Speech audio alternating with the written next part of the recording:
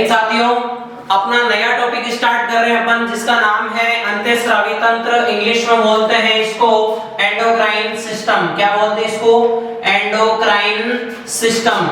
अपना एक और अच्छा टॉपिक, आप सबको पता है कि एंडोक्राइन सिस्टम या अंतःस्रावी तंत्र एक ऐसा तंत्र होता है जो इंटीग्रेटेड फॉर्म में काम करता है अपने बॉडी में। इंटीग्रेटेड फॉर्म का क्या मतलब हुआ?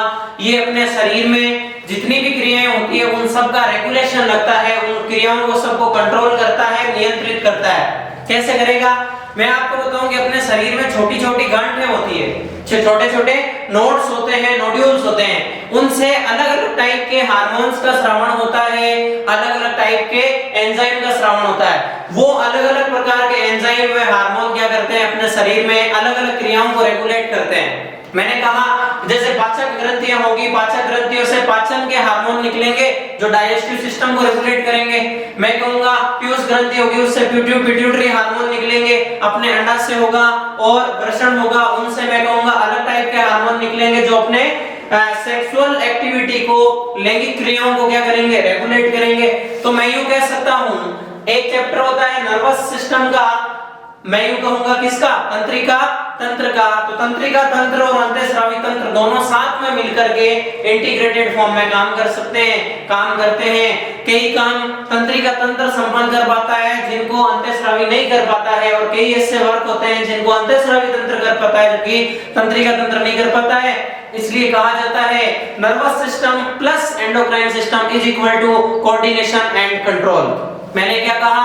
वापस सुनना, तंत्रिका तंत्र प्लस अंतःस्रावी तंत्र बराबर नियंत्रण तथा समन्वय। आप बोलोगे सर कैसे?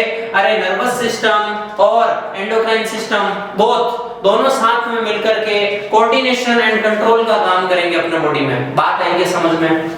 अभी अपन क्या पढ़ रहे हैं? अंतःस्रावी तंत्र, एंडोक्राइन सिस्टम। तो स्टार्ट करते हैं इसको बिना वक्त गवाए। अपन देखते हैं कि सबसे पहले इसके अंदर क्या पढ़ना होता है अपने को। ये बोल रहा है अंतःस्रावी तंत्र का अध्ययन एंडोक्राइनोलॉजी कहलाता है। अच्छा एक पॉइंट बोला है इसने कि अंतःस्रावी तंत्र का जो अध्ययन होता है उसको एंडोक्राइनोलॉजी कहते हैं। पहली बात क्या बोला इसने?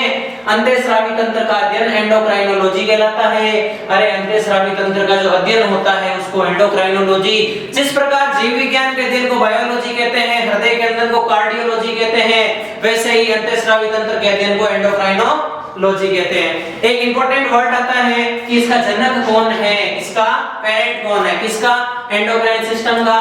तो नाम आता है थॉमस एडिसन। क्या नाम आता है? Thomas Edison. याद रख लेना भैया, अगर आपको पूछे तो सीधा टिक करना होता है थॉमस एडिसन को। नेक्स्ट आता है अंतःस्रावी तंत्र में ग्रंथियों का अध्ययन किया जाता है। आपको मैंने बता ही दिया कि इसमें छोटी छोटी गांठों का, नोड्यूल्स का अध्ययन करते हैं। क्या बोलता है? ग्रंथियों का अध्ययन किया जाता है जो छोटी छोटी गांठें होती है जिनके द्वारा हार्मोन व एंजाइम, कई ग्रंथियां हार्मोन का, कई ग्रंथियां एंजाइम का स्रावण करेगी, दोनों मिलकर के अपने बॉडी के क्रियाओं का कंट्रोल एंड कोऑर्डिनेशन करेगी। नेक्स्ट बात आता है hormone word given by Stalin. एक वर्ड आता है भैया hormone word is given by Stalin. Stalin नाम के एक वैज्ञानिक होते हैं जिन्होंने हार्मोन वर्ड्स दिया था। बात आ गई समझ में। नेक्स्ट पादपों में खोजा गया सबसे पहला हार्मोन, एक ऐसा हार्मोन जिसको सबसे पहले प्लांट्स में डिस्कवर किया गया। तो प्लांट्स में डिस्कवर होने वाला पहला हार्मोन कौन सा है? जिसका नाम है ऑक्सिन। क्या नाम दे रखा है? ऑक्सिन। अरे प्लांट्स के अंदर पीजीआर होते हैं। पीजीआर क्या? प्लांट ग्रोथ रेगुलेटर्स, पादप वृद्धि नियामक बोलते हैं उनको। प्लांट्स के अंदर पीजीआर होते हैं जिनको पादप वृद्धि नियामक, प्लांट ग्रोथ रेगुलेटर्स बोलते हैं। उन प्लांट ग्रोथ रेगुलेटर्स में से ऐसा बोलते हैं पादपों में सबसे पहले खोजा गया प्रथम हार्मोन कौन सा है? ऑक्सिन है, याद रख लेना। नेक्स्ट बात आती है जंतुओं में खोजा गया प्रथम हार्मोन। अरे एनिमल्स के अंदर कौन सा? एनिमल्स में सिक्रेटिन। Is this clear? ये आपका 2 पॉइंट क्लियर हुए। मैं यूं कहूंगा जीके ओरिएंटेड कि पादपों में सबसे पहला खोजा गया हार्मोन कौन सा है, तब तो आपको बोलना है ऑक्सिन है, और जंतुओं में खोजा गया प्रथम हार्मोन कौन सा, तब आपको बोलना है सिक्रेटिन है। बात आ गई समझ में। नेक्स्ट बात आती है एंजाइम शब्द कुहने ने दिया। कई बार पूछ लिया जाता है कि एंजाइम वर्ड किसने दिया था, एंजाइम शब्द किसने दिया था, तो यहाँ लिखा हुआ है एंजाइम शब्द कुहने ने दिया था। अंडरलाइन कर ले इस चीज को कि एंजाइम शब्द किसने दिया, कुहने ने दिया। मैंने कहा हार्मोन वर्ड तो दिया था स्टर्लिन ने, किसने दिया था, स्टर्लिन ने, और एंजाइम दिया था कुहने ने। नेक्स्ट बात आती है नोट, एक आपको स्पेशल नोट लिखा हुआ है कि थायरोक्सिन एकमात्र ऐसा हार्मोन है अपनी बॉडी में, मनुष्य शरीर में थायरोक्सिन एकमात्र ऐसा हार्मोन है। पहली बात तो ये कि थायरोक्सिन हार्मोन कहां से सिक्रीट होता है, कहां से स्रावित होता है, तो आपको ध्यान रखना है थायरोक्सिन हार्मोन थायराइड ग्लैंड से निकलता है। अभी अपन आगे के डिस्कशन में देखेंगे अलग-अलग टाइप की ग्लैंड्स के नाम, अलग-अलग टाइप की ग्लैंड्स के काम और उनसे रिलेटेड हार्मोन्स, जैसे कि thyroid gland, parathyroid gland, adrenal gland, ovary, testis, इन सब के बारे में अपन स्टडी करेंगे और एक एक करके देखेंगे कि इनसे कौन से हार्मोन सिक्रीट होते हैं, ग्रंथि का नाम, ग्रंथि का काम और हार्मोन। अरे मैंने कहा ना इस चैप्टर के अंदर 3 ही तरह के क्वेश्चन बनते हैं, ग्रंथि का नाम, काम, हार्मोन। ग्रंथि का नाम क्या है, हार्मोन कौन सा है, काम क्या है, बस। तो सबसे पहली बात मैंने नोट में लिखाया थायरोक्सिन एकमात्र ऐसा हार्मोन है जो ह्यूमन बॉडी में स्टोर हो सकता है, मनुष्य शरीर में संग्रहित हो सकता है, बाकी कोई से हार्मोन अपने शरीर में संग्रहित नहीं होते हैं। नेक्स्ट बात आती है 3 प्रकार की ग्रंथियां होती है भैया, कितने टाइप की होती है, there are 3 type of glands are present in human body. 3 प्रकार की मनुष्य के शरीर में ग्रंथियां पाई जाती है। First one is endocrine, second आते हैं exocrine and third mixed glands. मैं आपको फिर से बता दूं मनुष्य शरीर में 3 प्रकार की ग्रंथियां होगी, अंतःस्रावी ग्रंथि, बहिःस्रावी ग्रंथि और मिश्रित ग्रंथि। मिश्रित तो नाम से पता चल रहा है कि इसमें कुछ ना कुछ मिक्सअप है, हो सकता है बोथ है, दोनों का मिश्रण हो सकता है, लेकिन अपन पढ़ते हैं सबसे पहले अंतःस्रावी ग्रंथि। नाम से ही पता चल रहा है अंत्य मतलब क्या, अंदर, श्रावी मतलब क्या, श्रावण करना, तो बोलते हैं ये ग्रंथियां नलिका विहीन होती है। नलिका विहीन मतलब क्या, ऐसी ग्रंथियां जिनमें नलिकाएं नहीं होती अंतःस्रावी ग्रंथियां कहलाती है। अरे डक्ट लेस ग्लैंड्स को एंडोक्राइन ग्लैंड बोलते हैं। ऐसी ग्रंथियां जिनमें नलिका नहीं होती, नलिका विहीन होती है, उनको क्या बोलते हैं, अंतःस्रावी ग्रंथियां। फिर बोलते हैं अंतःस्रावी ग्रंथियों द्वारा हार्मोन का स्रावण किया जाता है। अरे अंतःस्रावी ग्रंथियों से किसका स्रावण होगा, हार्मोन का स्रावण होगा। बात समझ में आई क्या। नेक्स्ट बात आती है इनके एग्जांपल्स, तो पीयूष ग्रंथि हो गई, थायराइड ग्रंथि हो गई, और भी होती है एड्रिनल ग्लैंड हो गई, लेकिन देखेंगे इनको पर आगे के डिस्कशन में। नेक्स्ट आता है बहिःस्रावी ग्रंथि। बहिःस्रावी मतलब एक्सोक्राइन ग्लैंड, यानी ऐसी ग्रंथियां जिनमें नलिकाएं पाई जाती है तथा उनका स्रावण एंजाइम होता है। ढंग से समझना भैया, there is major difference in between endocrine gland and exocrine gland, दोनों में एक बहुत बड़ा डिफरेंस है। अंतःस्रावी ग्रंथियों में नलिकाएं नहीं होती है और बहिःस्रावी ग्रंथियों में नलिकाएं होती है। अंतःस्रावी ग्रंथियों से हार्मोन निकलता है, बहिःस्रावी ग्रंथियों से एंजाइम निकलता है। तो यहाँ लिखा हुआ है बहिःस्रावी ग्रंथियां नलिका युक्त होती है, यानी इनमें नलिकाएं होगी और एंजाइम का स्रावण करती है। एग्जांपल है इनका अश्रु ग्रंथि और पाचक ग्रंथियां, डाइजेस्टिव ग्लैंड्स।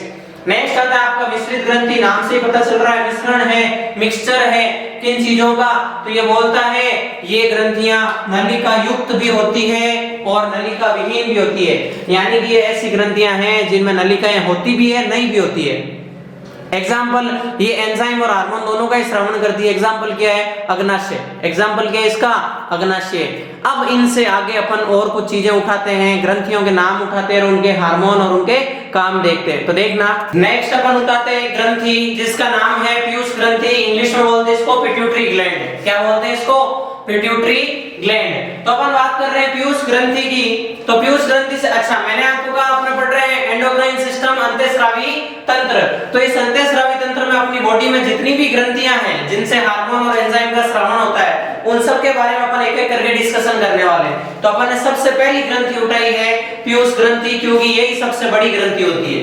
अरे साइज में नहीं, काम में ज्यादा बड़ी होती है, यानी शरीर में जितनी भी क्रियाएं होती है, जितने भी ऑर्गन्स हैं, उनको लगभग रेगुलेट करती है कौन, पीयूष ग्रंथि। इसीलिए इसको बोलते हैं मास्टर ग्लैंड, इसीलिए इसका नाम है मास्टर ग्रंथि। क्या नाम है भैया, मास्टर ग्रंथि।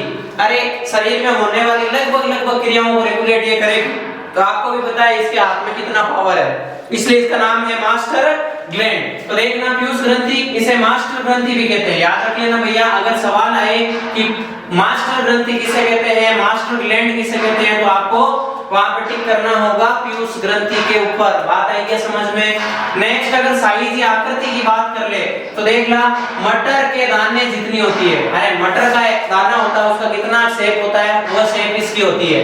नेक्स्ट ये अग्र मस्तिष्क के हाइपोथैलेमस से जुड़ी होती है। अगर आपको पूछे ये मस्तिष्क के किस पार्ट से जुड़ी हुई होती है तो आपको पता होना चाहिए ये हाइपोथैलेमस से जुड़ा होता है, हाइपोथैलेमस से अटैच्ड स्ट्रक्चर है। नेक्स्ट स्रावित हार्मोन, बात करते हैं अपन सीक्रेट हार्मोन्स की कि ये पीयूष ग्रंथि है, मास्टर ग्लैंड है, मटर के दाने के जितनी आकृति की है, तो इससे स्रावित हार्मोन कौन-कौन से हैं? तो मैंने आपको शॉर्ट फॉर्म में बताया कि ये इतने हार्मोनों का श्रवण करती है। सबसे पहले आता है जीएच, सबसे पहले आता है जीएच।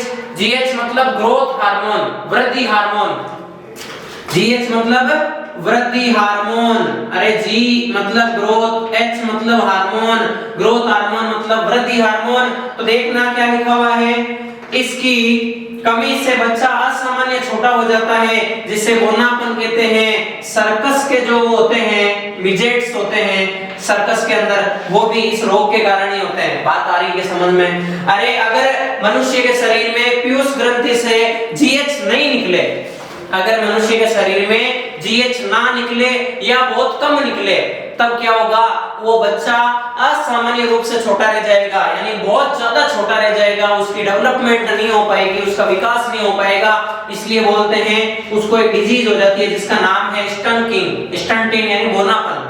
अरे सर्कस के अंदर जो मिजेट्स होते हैं, जिनको मिजेट्स बोलते हैं, वो इसी रोग के कारण होते हैं। नेक्स्ट अगर जीएच की अधिकता, अच्छा मैंने आपको एक बार बताया था कि लाइफ में भी अपने हर चीज का कॉम्बिनेशन होना चाहिए, लाइफ में भी अपने हर चीज का बैलेंस होना चाहिए। ज्यादा ज्यादा उठा-पटक भी नहीं होनी चाहिए, ज्यादा एकदम स्थिर भी नहीं होना चाहिए। पढ़ाई भी कर रहे हो तो बहुत ज्यादा पढ़ाई भी नहीं होनी चाहिए और बहुत कम पढ़ाई भी नहीं होनी चाहिए। बात समझ रहे हो क्या? वैसे ही अपने शरीर में हर एक चीज का बैलेंस होना जरूरी है। अपने शरीर में कितने भी हार्मोन हैं तो उन हार्मोन्स का अपने बॉडी में बैलेंसिंग होना जरूरी है। अपने शरीर में वो हार्मोन ना तो बहुत ज्यादा होने चाहिए ना बहुत कम होने चाहिए, यानी इन हार्मोन्स का अपने शरीर में बैलेंस होना बहुत आवश्यक है। अगर हार्मोन्स सही मात्रा में होंगे तब तो अच्छा काम होगा, और अगर ज्यादा या कम होंगे तो डिसऑर्डर होगा, रोग होगा। जिस प्रकार जीएच अगर कम हो जाएगा तब तो बोनापन हो जाएगा, और जीएच की अगर मात्रा अधिक हो जाएगी, अधिकता हो जाएगी, तो बच्चा असामान्य बड़ा हो जाता है या मोटा हो जाता है, लंबा हो जाता है, जिसको महामानवता बोलते हैं। क्या बोलते हैं? महामानवता, या दैत्यकार बोलते हैं, या बायोलॉजी एक नाम देती है एक्रोमेगली। क्या नाम है? एक्रोमेगली, यानी जबड़ा बहुत बड़ा हो जाना, जबड़ा बहुत लंबा हो जाना, क्या बोलते हैं? एक्रोमेगली। बात आई है समझ में? नेक्स्ट एलटीएच, एलटीएच मतलब क्या? एलटीएच मतलब क्या? एलटीएच मतलब प्रोलैक्टिन हार्मोन, ये दुग्ध निर्माण के लिए आवश्यक है। याद करो मैंने जब जनन तंत्र पढ़ाया था, मैंने जब रिप्रोडक्टिव सिस्टम पढ़ाया था, तो एक हार्मोन का नाम बताया था जिसका नाम था ऑक्सीटोसिन। मैंने कहा था ये पीयूष ग्रंथि के पश्च भाग से निकलता है। मैं वापस नहीं पढ़ाऊंगा, मैं ऑक्सीटोसिन के बारे में वापस नहीं बताऊंगा, क्योंकि मैं पहले बता चुका हूं। मैंने बताया है कि ऑक्सीटोसिन हार्मोन दुग्ध का स्रावण करवाता है। भैया बात को ढंग से समझना, एक बहुत बड़ा डिफरेंस समझा रहा हूं मैं। ऑक्सीटोसिन हार्मोन तो दूध को निकलाता है, जबकि प्रोलैक्टिन हार्मोन बनाता है। वन मोर टाइम, ऑक्सीटोसिन तो स्रावित करवाएगा और एलटीएच आपका निर्माण करवाएगा, यानी कि दो डिफरेंस है। एक तो प्रोलैक्टिन है जो बनाएगा, एक ऑक्सीटोसिन है जो निकालेगा, यानी सिक्रीशन का काम अलग करेगा, फॉर्मेशन का काम अलग करेगा। नेक्स्ट आता है एमएसएच। एमएसएच मतलब क्या? Melanocyte stimulating hormone. एमएसएच का मतलब क्या? मेलेनोसाइट स्टिमुलेटिंग हार्मोन, यानी यह एक ऐसा हार्मोन है जो अपने शरीर के रंग से संबंधित है, अपने बॉडी के कलर से संबंधित है, स्किन के कलर से, पिगमेंटेशन से संबंधित है। अगर इस हार्मोन की अधिकता हो जाती है, लिखा हुआ है इसकी अधिकता हो जाती है, तो रंग गहरा हो जाएगा, यानी वो व्यक्ति काला दिखेगा। और अगर एमएसएच का मान, एमएसएच की वैल्यू कम होगी अपने बॉडी में, सिक्रीशन कम होगा, तो वो व्यक्ति सफेद दिखेगा। और बता दूं मैं भैया इसके बारे में बात, शरीर के ऊपर जितने भी तिल होते हैं, अपन बोलते हैं बॉडी के ऊपर तिल हो गए, चकते हो गए, स्पॉट हो गए, वो सब के सब करामात होती है एमएसएच की, मेलेनोसाइट स्टिमुलेटिंग हार्मोन की। अरे अगर MSH ज्यादा होगा तो शरीर पर तिल और चकत्ते बन जाएंगे। बात आई क्या समझ में? नेक्स्ट आता है TSH। TSH मतलब क्या? Thyroid stimulating hormone. TSH मतलब क्या? What you mean by TSH? Thyroid stimulating hormone, यानी थायराइड को उद्दीपित करने वाले हार्मोन। उद्दीपित मतलब उसको हार्मोन निकालने के लिए प्रेरित करने वाले हार्मोन। तो TSH के लिए बोला जाता है ये थायराइड ग्रंथि की सामान्य वृद्धि करवाता है, वे स्रावित हार्मोन का नियमित करता है। अरे TSH का मतलब क्या? Thyroid stimulating hormone. ये थायराइड ग्रंथि का क्या करेगा? रेगुलेशन करेगा, उससे संबंधित हार्मोनों का उन सब का बैलेंस बिठाएगा। नेक्स्ट आता है ACTH। ACTH मतलब क्या? एड्रीनोकोर्टिकोइड स्टिमुलेटिंग हार्मोन। ACTH का मतलब क्या होगा? ये एड्रीनल ग्रंथि की सामान्य वृद्धि करवाता है। अरे एड्रीनल ग्रंथि जो होती है जिससे आपके, मैं यूं कहूंगा, इमरजेंसी हार्मोन निकलते हैं, आपातकालीन हार्मोन निकलते हैं, आगे के अपन डिस्कशन में पढ़ेंगे, उसका नियमन कौन करेगा? ACTH। नेक्स्ट आता है आपके LH ल्यूटिनाइजिंग हार्मोन और FSH मतलब फॉलिकल स्टिमुलेटिंग हार्मोन। LH मतलब क्या? ये शुक्र जनन नलिकाओं, शुक्र जनन क्रियाओं का नियमन करेगा और FSH मतलब अंड जनन क्रियाओं का रेगुलेशन करेगा। अरे ये तो हुई आपकी पीयूष ग्रंथि। पीयूष ग्रंथि की नाम कहानी यही समाप्त हुई। पीयूष ग्रंथि के बाद अपन देखते हैं नेक्स्ट कुछ और ग्रंथियों के बारे में। नेक्स्ट अपन आती है भैया थायराइड ग्रंथि, जिसका नाम है आउटू ग्रंथि। थायराइड या आउटू ग्रंथि, यानी इसको आप थायराइड भी बोल सकते हो और आउटू ग्रंथि भी बोल सकते हो। तो देखना, थायराइड या आउटू ग्रंथि, वही बात, इसका वजन क्या है? 25 ग्राम। वजन कितना होता है? 25 ग्राम। बहुत छोटी ग्रंथि है, लेकिन एंडोक्राइन सिस्टम के मामले में सबसे बड़ी ग्रंथि है। ऐसा कहा जाता है लार्जेस्ट एंडोक्राइन ग्लैंड होती है। सबसे छोटी ग्रंथि तो होती है आपके पीयूष ग्रंथि, स्मॉलेस्ट ग्लैंड तो होती है पीयूष ग्रंथि, और सबसे बड़ी होती है थायराइड ग्रंथि। तो ध्यान रख लेना, लार्जेस्ट एंडोक्राइन ग्लैंड बोले तब नाम ले लेना थायराइड ग्रंथि, टिक करके आ जाना थायराइड ग्रंथि, आउटू ग्रंथि। तो थायराइड या आउटू ग्रंथि की बात चल रही है, वजन 25 ग्राम है, लार्जेस्ट एंडोक्राइन ग्लैंड है। आकृति की जब बात आएगी मैं बोलूंगा H शेप्ड होती है। कैसी होती है? H के जैसी आकृति होती है इसकी। नेक्स्ट, थायराइड ग्रंथि की दोनों पालियां, कुल मिलाकर के एक बात निकल करके आई कि थायराइड ग्रंथि में दो पालियां होती हैं। कितनी लोब्स होती है? दो लोब्स होती है। There are two lobes are present in thyroid gland. तो ये जो दो लोब्स होगी, दो पालियां होगी, वो पालियां जुड़ी हुई होती है किससे? स्तमस से जुड़ी हुई होती है। ध्यान रख लेना भैया कि थायराइड ग्रंथि की पालियां जुड़ी हुई होती है आपस में, कनेक्ट होती है आपस में, किससे? स्तमस से। बात आ रही है समझ में? मैंने कहा थायराइड ग्रंथि की दोनों पालियां स्तमस से जुड़ी होती है। फिर वही बात पीयूष ग्रंथि वाली कि स्रावित हार्मोन कौन से हैं, तो इससे स्रावित हार्मोन देख लेते हैं। सबसे पहला लिखा हुआ आपके थायरोक्सिन। क्या नाम है? थायरोक्सिन। तो मैं यूं कहूंगा थायराइड ग्लैंड से थायरोक्सिन हार्मोन निकलता है। याद करो चैप्टर स्टार्टिंग में मैंने बोला था एकमात्र ऐसा हार्मोन जो मनुष्य शरीर में संग्रहित होता है, स्टोर होता है। क्या नाम बताया था? थायरोक्सिन। तो थायरोक्सिन हार्मोन एकमात्र ऐसा हार्मोन है जो मनुष्य के शरीर में संग्रहित होता है। नाम थायरोक्सिन। और क्या नाम है? T4, और इसको बोलते हैं टेट्रा आयोडोथायरोनिन, यानी आयोडीन कितना? 4 बार। टेट्रा मतलब 4। नेक्स्ट आता है बात कार्य। इसके वर्क क्या है? तो मैं यूं बोलूंगा ये ब्लड प्रेशर, बीपी मतलब ब्लड प्रेशर, तापमान और धड़कन को बढ़ाता है। अरे अपनी हार्ट बीट को, अपने बॉडी टेम्परेचर को, अपने ब्लड प्रेशर को बढ़ाने का काम कौन करता है? थायरोक्सिन हार्मोन करेगा। नेक्स्ट, ये पाचन क्रिया को मजबूत करता है। अपनी डाइजेस्टिव प्रोसेस जो होती है, भोजन को पचाने की क्षमता होती है, उसको मजबूत करने का काम करेगा कौन? Thyroxine hormone. नेक्स्ट, शरीर की सामान्य वृद्धि करवाता है। अरे बॉडी की जो नॉर्मल ग्रोथ होगी, सामान्य वृद्धि जो होगी, उसको रेगुलेट करेगा कौन? Thyroxine hormone. नेक्स्ट, कमी। बात आ जाती है एक इंपॉर्टेंट पॉइंट की, कमी, कि अगर इस हार्मोन की कमी हो जाएगी तो क्या होगा? पहले भी पढ़ा चुका हूं, गेंगा रोग हो जाएगा, गलगंड रोग हो जाएगा, गोइटर रोग हो जाएगा। तीनों नाम एक ही है, गेंगा, गलगंड या गोइटर रोग। होता क्या है इसमें? थायराइड ग्रंथि फूल जाती है और लटक जाती है, जिसकी वजह से गला फूल जाता है आपका, जिसकी वजह से गला फूल जाता है। नेक्स्ट, और कमी से क्या होता है? एक हासीमाटो रोग होता है। अरे अगर थायरोक्सिन हार्मोन की शरीर में कमी होती है तो एक रोग होता है जिसका नाम है हाशीमोटो। हाशीमोटो मतलब थायराइड ग्रंथि का आत्महत्या, थायराइड ग्रंथि की आत्महत्या, सुसाइड ऑफ थायराइड ग्लैंड। एक होता है साइमंड रोग। साइमंड रोग मतलब क्या? व्यक्ति आलसी बन जाता है, किसकी कमी से? थायरोक्सिन हार्मोन की कमी से। नेक्स्ट आती है आपके पैराथायरॉइड ग्रंथि। नेक्स्ट जो ग्लैंड है उसका नाम है पैराथायरॉइड ग्लैंड, जिसको पीटीएच भी बोलते हैं। क्या बोलते हैं? पीटीएच। तो देखना इसकी संख्या होती है 4, नंबर में कितनी होगी ये? 4। फिर मैं बोलूंगा रंग इसका, तो इसका रंग होता है लाल। नेक्स्ट बात स्थिति, इसकी पोजीशन क्या होगी? किसकी? पैराथायरॉइड ग्लैंड की। तो ये थायराइड ग्लैंड के ऊपर होती है। कहां होगी? Position above the thyroid gland, thyroid ग्रंथि के ऊपर। नेक्स्ट वही बात स्रावित हार्मोन, इससे सीक्रेट हार्मोन कौन से है? तो इससे सीक्रेशन होने वाला पैरथ हार्मोन है, पीटीएच या पैरथ हार्मोन। पैरथ हार्मोन के लिए दो बातें, एक तो कमी से होने वाले रोग, एक अधिकता से होने वाले रोग। तो कमी से तो होता है टिटेनी रोग। याद करो मैंने जब फूड एंड न्यूट्रिशन पढ़ाया था, जब भोजन तथा पोषण पढ़ाया था, तब मैंने कहा था कैल्शियम की कमी हो जाती है तब टिटेनी रोग होता है। कैल्शियम के साथ में पैरथ हार्मोन की कमी होती है तब पीटीएच रोग होता है। इस पीटीएच रोग में क्या होगा? आपके मांसपेशियां या शरीर अकड़ जाता है, जकड़ जाता है, तो इस रोग को बोलते हैं टिटेनी। अधिकता से क्या होगा भैया? अधिकता से ऑस्टियोपोरोसिस होगा।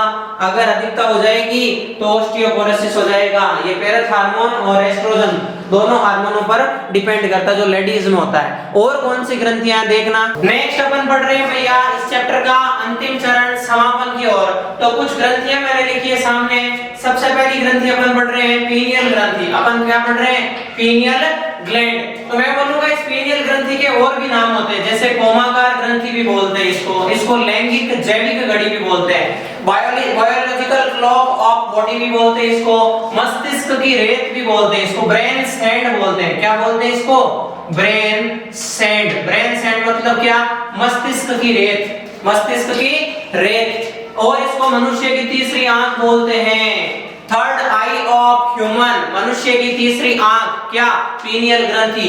तो कुल मिलाकर के पीनियल ग्रंथि को कोमाकार ग्रंथि, मस्तिष्क की रेत, मनुष्य की तीसरी आंख और बायोलॉजिकल क्लॉक यानी जैविक घड़ी बोलते हैं। अब देखना हार्मोन कौन सा निकलता है इससे हार्मोन निकलता है मिलेटोनिन। अब ये एमएसएच का विरोधी होता है। मैंने आपको पीयूष ग्रंथि में पढ़ाया एमएसएच, मिलेटोनिन स्टिमुलेटिंग हार्मोन। तो इस एमएसएच का विरोधी होता है। एमएसएच बोलता है मैं जब ज्यादा होऊंगा तो आदमी को काला कर दूंगा, लेकिन ये बोलता है मिलेटोनिन की मैं होने नहीं दूंगा। अरे एमएसएच बोलता है मैं व्यक्ति को काला कर दूंगा, गहरा कर दूंगा, लेकिन ये मिलेटोनिन बोलता है मैं होने नहीं दूंगा। नेक्स्ट बात आती है थाइमस ग्लैंड की। थायरोक्सिन ग्लैंड अलग, थायराइड ग्लैंड अलग थी और थाइमस ग्लैंड अलग है। थाइमस ग्रंथि की बात आएगी तो ये हृदय के पास होती है, पहली बात। दूसरी बात भ्रूणावस्था में ये बड़ी होती है। अरे जैसे जैसे मनुष्य की आयु कहूंगा बच्चे की एज बढ़ती है वैसे वैसे थाइमस ग्रंथि का आकार घटता जाता है। किशोरावस्था में आते आते थाइमस ग्रंथि छोटी सी रह जाती है। थाइमस ग्रंथि मनुष्य को प्रतिरक्षा तंत्र मजबूत करती है, यानी इम्यूनिटी देने का काम करती है। इसीलिए कहते हैं बच्चों की इम्यूनिटी ज्यादा होती है बड़ों से और बूढ़ों की इम्यूनिटी और कम होती है। क्यों? जैसे जैसे एज में आपकी बढ़ोतरी होगी, जैसे जैसे उम्र बढ़ेगी वैसे वैसे थाइमस ग्रंथि भी कम छोटी होती जाएगी और कमजोर भी होती जाएगी। नेक्स्ट बात आती है ये रोग प्रतिरोधकता प्रदान करती है, ठीक है। हार्मोन थाइमोसिन हार्मोन, हार्मोन का नाम क्या भैया? Thymosin hormone. नेक्स्ट आता है एड्रिनल ग्लैंड, बहुत इंपॉर्टेंट ग्रंथि है, इसको हिंदी में बोलते हैं अधिवृक्क ग्रंथि। क्या बोलते हैं? अधिवृक्क ग्रंथि, क्योंकि ये वृक्काणुओं के ऊपर होती है, नेफ्रॉन्स के ऊपर होती है। इसका नाम है संकट ग्रंथि। आप बोलोगे सर संकट ग्रंथि क्यों? देखना भी समझाऊंगा। इसको 4S ग्लैंड भी बोलते हैं। क्या बोलते हैं इसको? 4S ग्लैंड, 3F ग्लैंड भी बोलते हैं। 3F ग्लैंड का मतलब क्या हुआ? 4S का मतलब है सॉल्ट, शुगर, स्ट्रेस, सेक्स, यानी कि 4 प्रकार की क्रियाओं को रेगुलेट करती है कौन? Adrenal gland. इसलिए इसको 4S बोलते हैं, स्ट्रेस, सॉल्ट, शुगर, सेक्स, यानी इन चारों क्रियाओं को कौन रेगुलेट करेगा? Adrenal gland. फिर इसको 3F बोलते हैं। 3F मतलब क्या?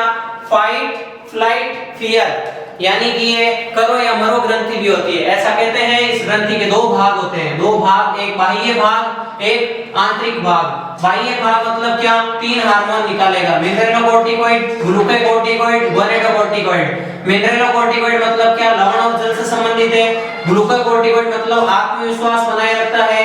गोनेडोकोर्टिकोइड मतलब लैंगिक हार्मोन है, अपनी सेक्सुअल एक्टिविटीज के लिए उत्तरदायी है। आंतरिक भाग है, आंतरिक भाग से एड्रिनलिन हार्मोन निकलेगा, एपिनेफ्रिन और नॉरएपिनेफ्रिन। उनको करो या मरो हार्मोन बोलते हैं। क्या बोलते हैं? करो या मरो हार्मोन या फ्लाइट, फाइट, फियर।